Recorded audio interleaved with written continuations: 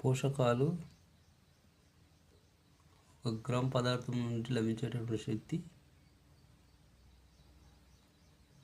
నిర్వహణ, అంత్య ఉత్పన్నాలు. 1 కార్బోహైడ్రేట్లు, 4 calories energy.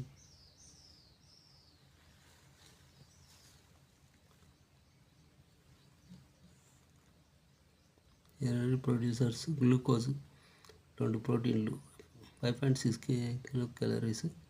Body builders amino ఆమ్లాలు. Lipids 9.45 kilo calories. ఎనర్జీ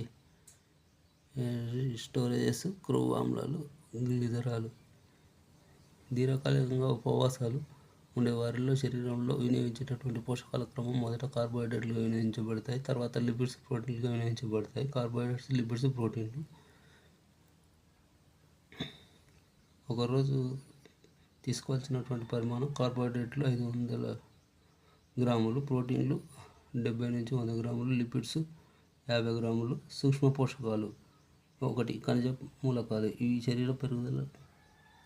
శరీరానికి కావాల్సిన పోషక పదార్థాలను శక్తి ప్రమాణాల రూపంలో సూచించడానికి సంబంధించినటువంటి అధ్యయనాలను కెలోరీమెట్రీ అంటారు. ఆహార పోషక విలువలను కిలో క్యాలరీలు లేదా మెగా జౌల్స్లో సూచిస్తారు. సూక్ష్మ పోషకాలు: ఖనిజ మూలకాలు. ఇవి శరీర పెరుగుదల, అభివృద్ధికి తక్కువ పరిమాణంలో అవసరమైనటువంటి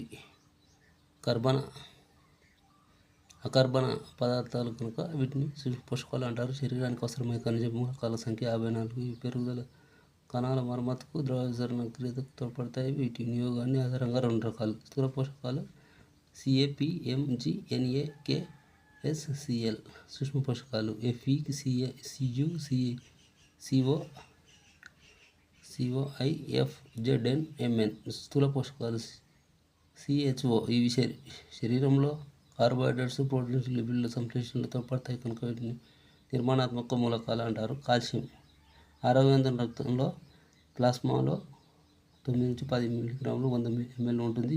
రక్తస్రావం జరిగినప్పుడు రక్తం గడకట్టలో సహకరిస్తుంది. శరీరంలో ఎముకలు, దంతాలలో అధికంగా 90% ఉంటుంది. కండరాల, నాడుల విధి నిర్వహణలో తోడ్పడుతుంది. పాల ఉత్పత్తికి, గుడ్ల అభివృద్ధికి కారకం. శరీరంలో CA స్థాయిని స్థిరపరిచేది పారాథర్మోన్.